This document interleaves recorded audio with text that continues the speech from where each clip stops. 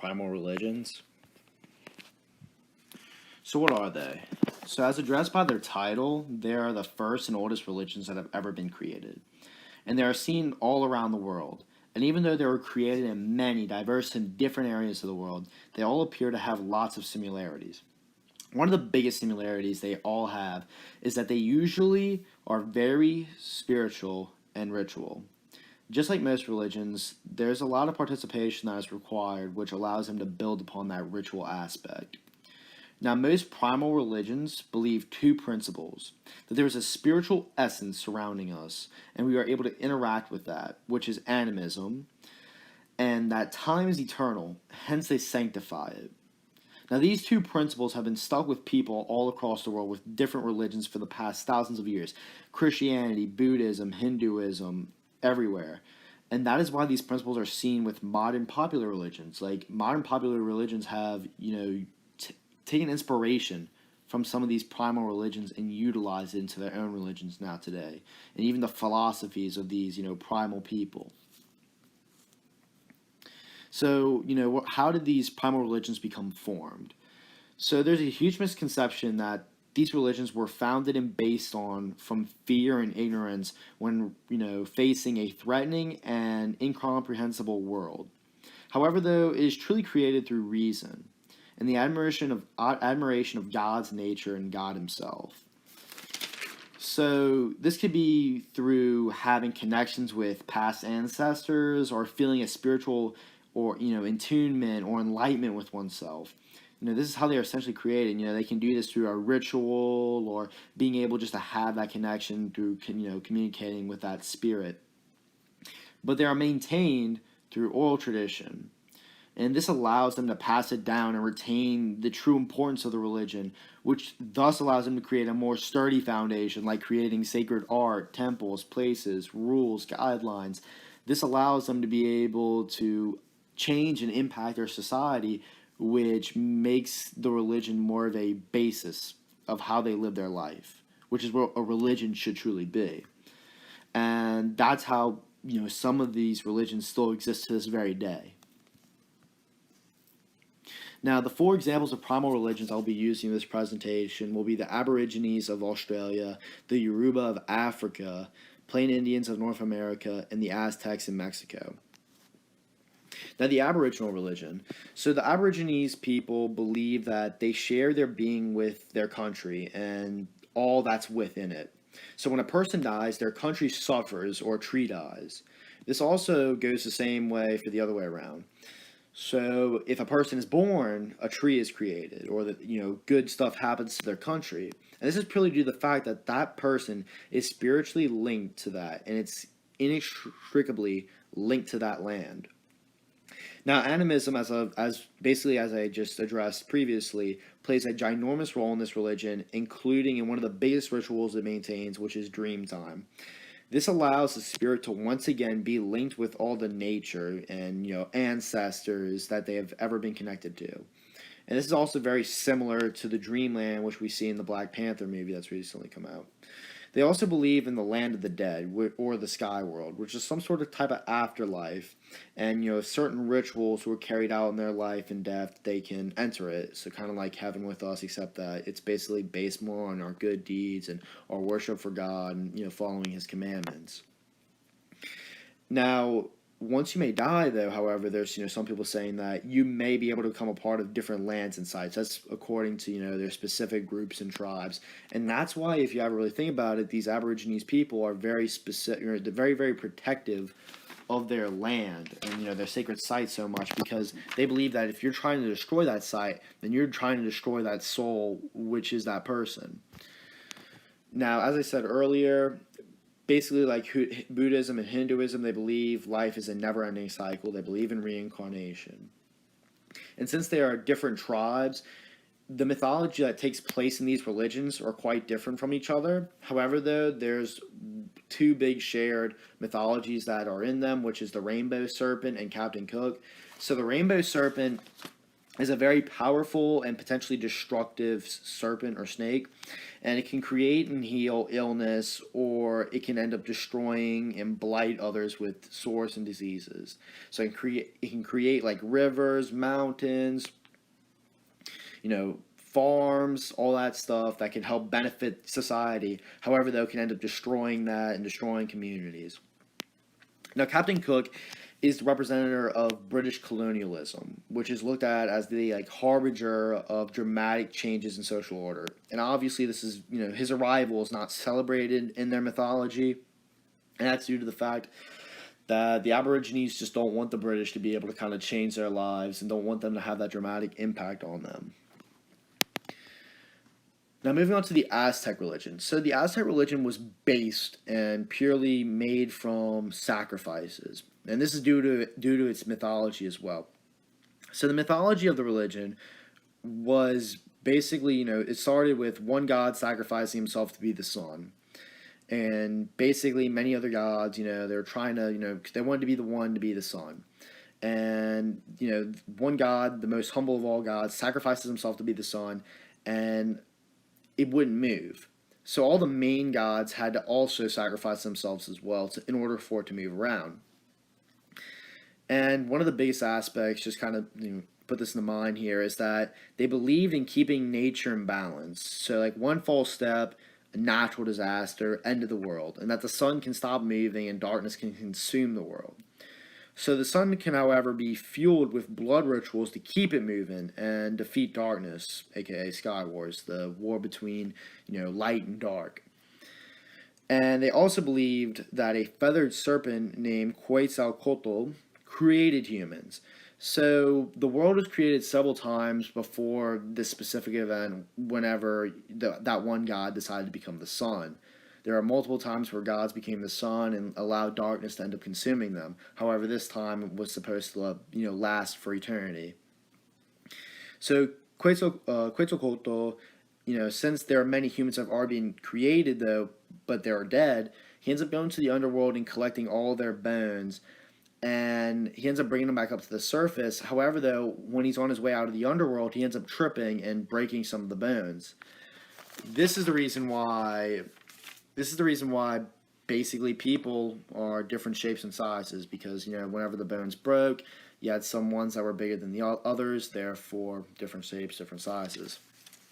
Now, they also believed that their capital, Tenochtitlan, was the intersection between earth and heaven. And basically the temple up there where they would be doing their blood rituals and their blood sacrifices, that was where the intersection was, or that was where that intersection was happening, to allow the sun to keep moving around the world and basically not allow darkness to consume them. Now, the Plain Indians of North America. Now, the Plain Indians did something really unique here. They combined animism and monotheism with each other, and they believed in a great god, the so-called the Wakan Taka, and aka the Great Spirit, and he believed that all animals, plants, trees, stones, and clouds possess spirits. And also that Earth was the mother to all these spirits and that it can be prayed to. Their rituals and ceremonies occurred in the warmer months, whenever nomadic groups reunited with each other. Therefore, their big dances and prayers and rituals would have a more of a dramatic effect to the great god and to all the spirits. Now, the ceremonies were used for spiritual purposes. So you'd have people that would go on vision quests and sun dances. Now, the people that went on vision quests, the purpose of that was to basically come back with a vision that would show something good or bad, and basically be able to kind of tell, your tribe what's going on. Now, the sun dances were, the celebration of if it was a good vision. Or it could have been a prayer to a spirit. So let's say something bad was going to happen, they would end up praying to the spirit through the sun dance in order for that spirit to save them. Next, you have the Yoruba of Africa. Now, the Yoruba of Africa is based off of spirituality. And the spirituality of this focuses deeply upon self-exploration, learning one's destiny or fate, interacting with the spirits of nature as well as one's ancestors, and getting yourself right with the Almighty Creator, Olodumare. Now, Olodumare is a genderless being who is responsible for all of creation. He lives in a heavenly realm far from his creation, and he sends holy messengers like angels to intercede between him and mankind. And these are called Oroshis, or orishas, and you must interact with them in order to reach God consciousness, which is basically enlightenment, like in Buddhism. It's like you're 100% enlightened. You're the most optimal being you can possibly be. However, though, the orishas are imperfect and have many human characteristics within them, but they're capable of being able to possess the bodies of their followers or priests during a ritual popularly referred to as the Candomblé ritual. Now, during the Candomblé ritual, you have very specific, elaborate dance. It's a very specific and elaborate dance ritual with a very specific drum beat, going in the background of it. And basically, it's supposed to create this trance that allows the orishas to be able to possess the humans and show them something that will enlighten their lives and help them out. And it's very key for you in order to achieve God consciousness. Now, not all spirits in this religion, however, are good. You have a bunch of negative spirits called ajugans, and they're basically responsible for bad things in someone's life, like accidents, depression, and illness. And ash is also known as the life force, which is similar to Kai in Chinese traditions, or the energy that flows through the chakras in Indian beliefs. And basically, ash has the power to bring about change, good or bad changes in life. Now, instead of salvation, they pray and focus on reincarnation. And it's believed to be a good thing in this religion versus something bad.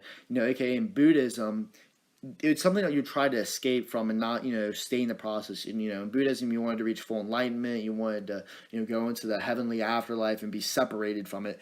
Whereas here, some people, prefer to be reincarnated than to actually, reach, the heavenly area of it. Now, the rules of reincarnation in this religion is that people who are bad or commit suicide cannot get reborn again. And it also matches the family lines. So basically, let's say you're a grandmother or a grandfather who passes away, you'll possibly end up being reborn in your lineage, which is really kind of cool because it allows your family tradition to be able to continue. And sometimes they'll give names like saying return of the father in their language, which will basically, they'll name their child that, believing that that child was their previous great-grandfather. The topic, forms of primitive religion, that is animism, animatism and monism, fetishism and totemism. Religion is a supernaturalism that consists of a system of belief, thought and action. It lies in the core of all primitive and civilized culture. Religion seeks to interpret and control man's relation to the forces of his physical and social environment. The attempt to interpret man's relations to these forces has led to several forms of religion like animism, animatism and monism, fetishism and totemism. A brief explanation of these forms is necessary in order to clarify the concept of religion.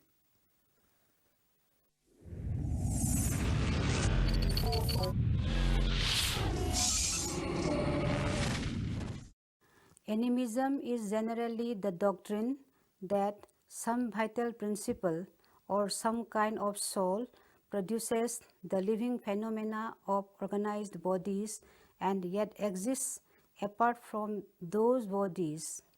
Edward Burnett Tylor, in his book Primitive Culture, 1871, defined animism as the belief in spiritual beings and the basis of all religions. In his book, he sought the evolution of religion from animism to monotheism through polytheism.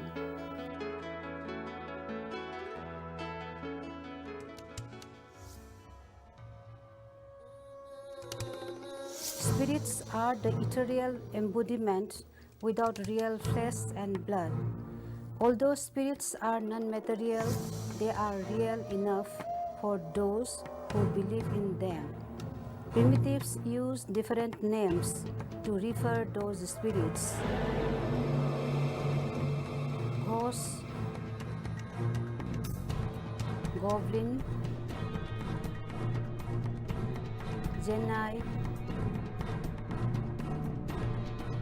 Tross, Harry,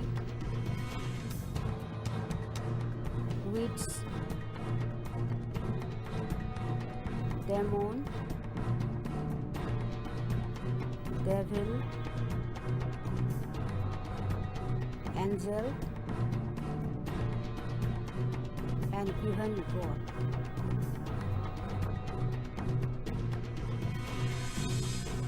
A spirit does not obey the laws of nature and can transcend matter, time, and space.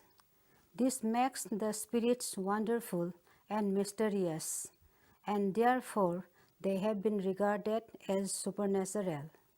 According to Edward Burnett Tylor, all primitive people recognize some sort of subtle invisible matter inside each living body, which initiates the activities of the individual.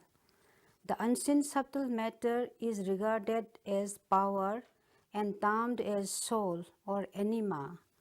As the dead people often come in the dreams with lifelike appearance, souls are considered as indestructible and eternal. After leaving the body, they become spirits and begin to dwell in certain places or things and wander anywhere without restriction. This concept of soul is the root of animism.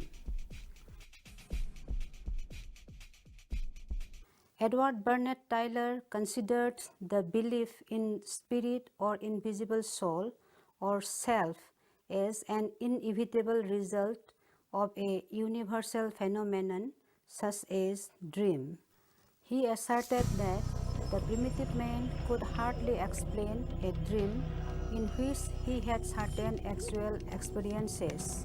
Primitive man believed in two kinds of souls, body soul or the fixed soul and the free soul or the shadow.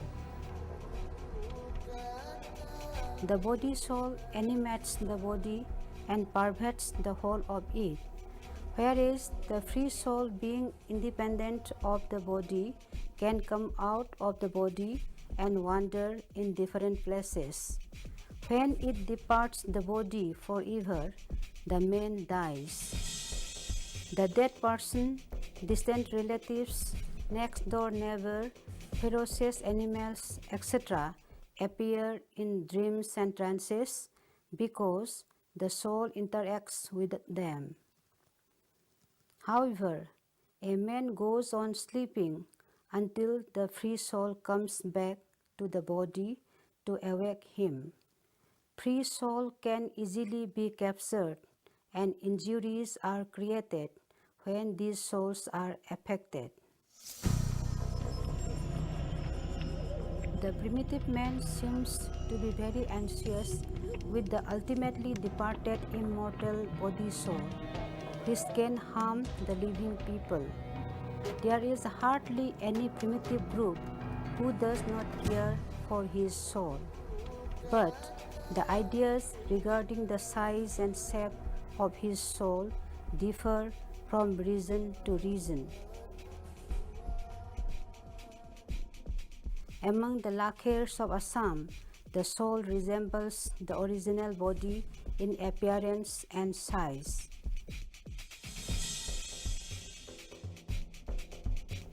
The Thadau Kukis of Manipur consider the soul as a minute replica of the individual. The idea is same to their Naga neighbor of Manipur and Naga Hills. Sema Nagas view the soul as shadow and reflection of the body. The Sensus of Hyderabad know that the souls turn to mortal world immediately after death. Todas of Nilgiri Hills hold as opposite view. Despite the differences, animism, however, has been universally accepted as the essence of primitive religion.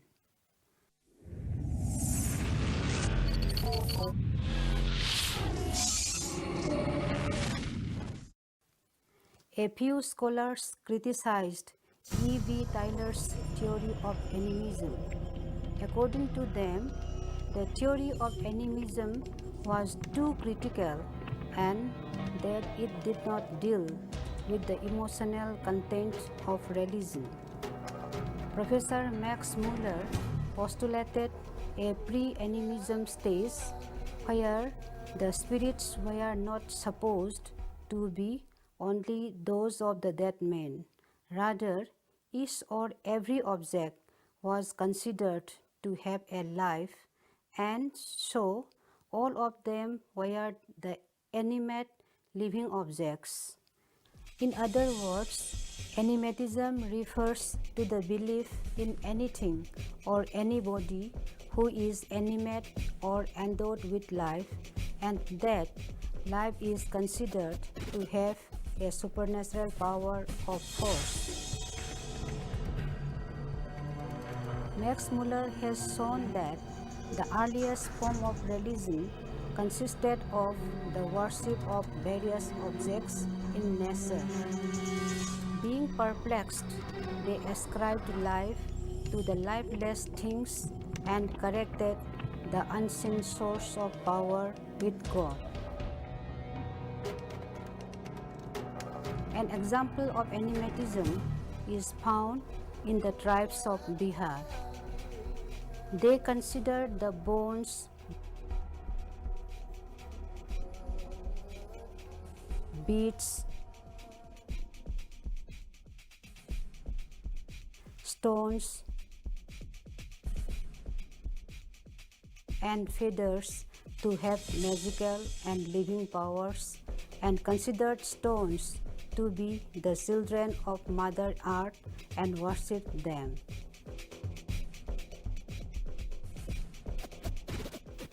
More recently, Professor R. Marret explained the situation with a specialized form of animatist theory called Manaism. Mana is a Melanesian term meaning power. According to him, primitive people throughout the world believe in the existence of an impersonal power, non-material supernatural power, which belongs to all objects, animate and inanimate. It resides beyond the reach of physical sense, but is manifested as a physical force. All objects in the nature possess it in greater or lesser degree. R. H. Codrington's publication in 1891 of a work on Melanesian religion attracted considerably scholarly attention and had important influence on subsequent interpretations of primitive religion. He pointed out that mana is a force altogether distinct from physical power which acts in all kinds of ways for good and evil, and which is of the greatest advantage to possess or control.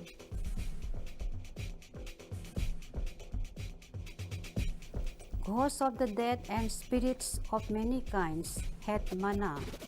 Mana was highly communicable and could be drawn from and imparted to objects and men. Any extraordinary aptitude of men can be explained in terms of mana.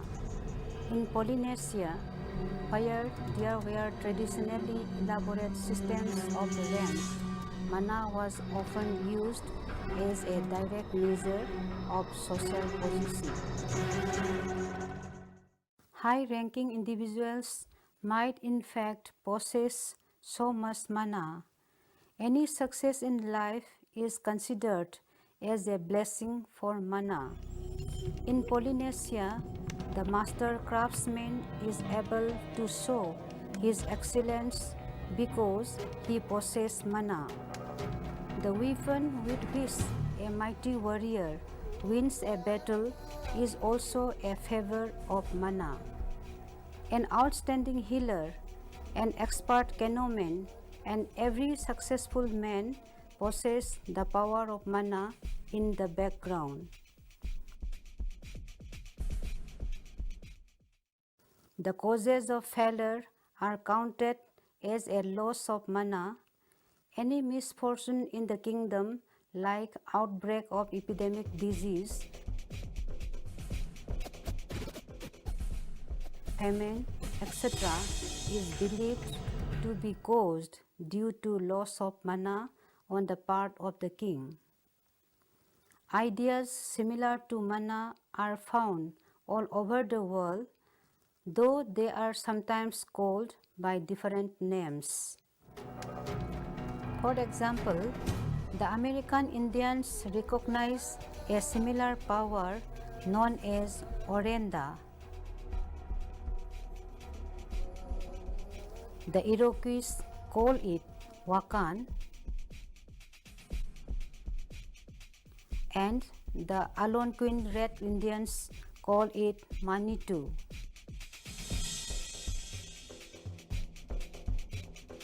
Some Indian tribes, namely Santas,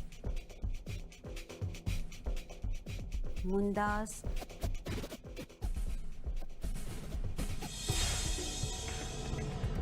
and Hos, designate the power as Bonga. This mysterious force not only influences man and other living beings, but it can also act on non-living objects like sun, moon, mountains, rivers, rocks, and seas.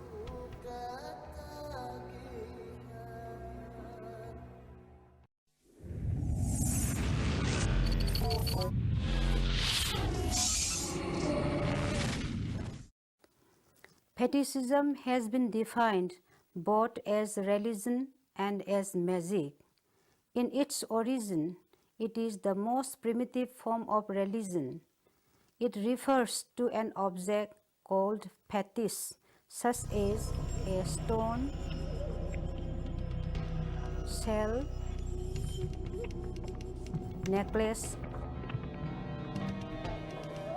or a piece of carved stone, which is believed to have a power, personal or impersonal, and be capable of helping its possessor. The word fetish is derived from the Portuguese fetico, something made and was used by the early Portuguese to denote the charms and images of African people. Though the Portuguese explorers used this term to refer to the wooden images of the West African Negroes, the term is not necessarily restricted to denote artificial things. A leaf, a feather, a horn, a stone, or any such thing of unusual shape is treasured and adored in exactly the same way as a carved figure. On the other hand, in the very area where the phenomena was first observed, the most elaborate image is merely a work of art until a magician has consecrated it by tracing a particular kind of paint into one opening or crooning a spell over it. That is to say, the service of power may be impersonal, vested in an unintelligible way, in pens, words, or technique used. Fetish is an object imbued with ritual potency, often surrounded with taboos and conferring material benefits upon its keeper. It endows objects with supernatural or mystical powers for good or evil. The person who possesses the fetish can ward off bad luck and will have good fortunes. The fetish is therefore adored, placated, insulted, or ill treated according to its behavior, whether it fulfills or does not fulfill its possessor's wish. Hence, fetishism is nothing but the adoration of material things because of their mysterious power.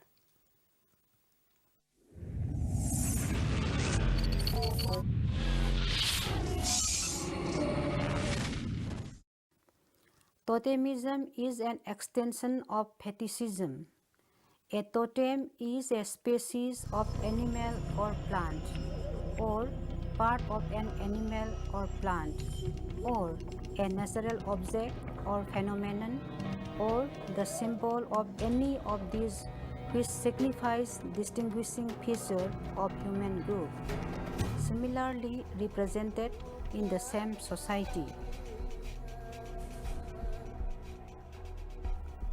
According to James George Frazer, a totem is a class of material objects which a savage regards with superstitious respect, believing that there exists between him and every member of the clan an intimate and altogether a special relation. The concept of totemism has not been satisfactorily defined. However, it could be said that, according to the theory of totemism, a tribe is supposed to be related to an object, mainly animal or plant, towards which they behave in a reverent manner by adopting its name and offering sacrifices or adoring it.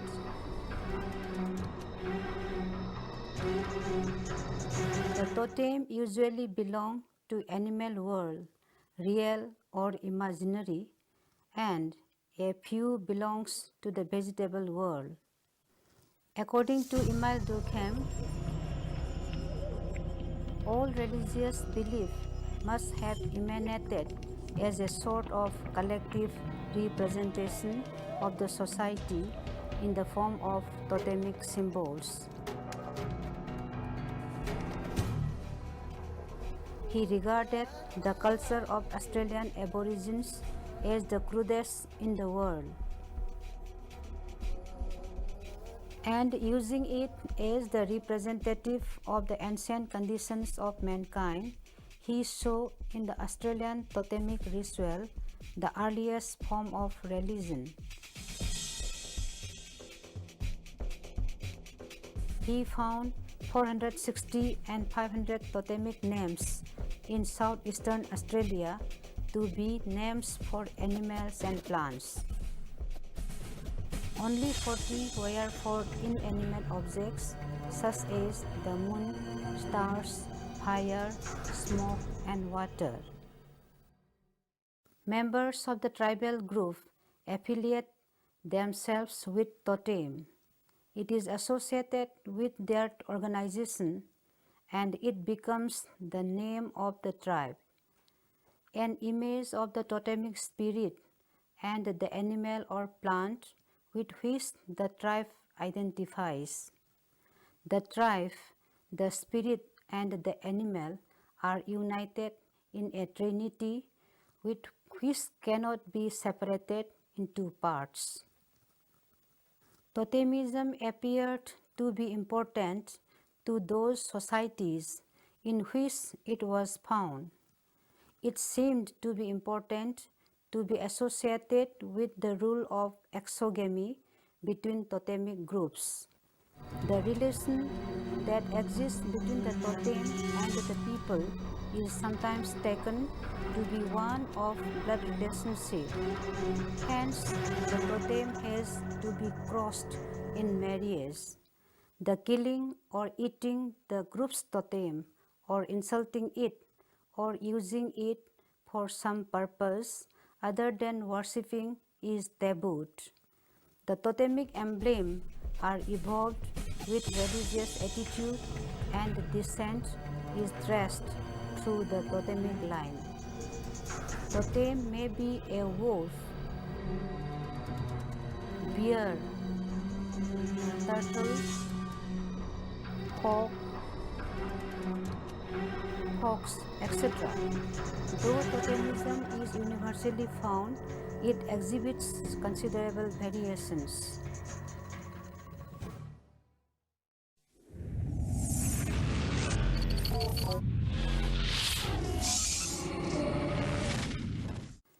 Religion acts as an internal controlling force for society and provides the people with morality. A religion can neither be defined in terms of a particular faith nor in terms of a particular God. In fact, there are a variety of religions and religious ideas. All religions essentially exhibit a mental attitude towards supernatural which is manifested in belief and rituals. The belief is considered as the static part of religion while ritual is the dynamic part. However, religious attitudes are universal in all known cultures, primitive and modern.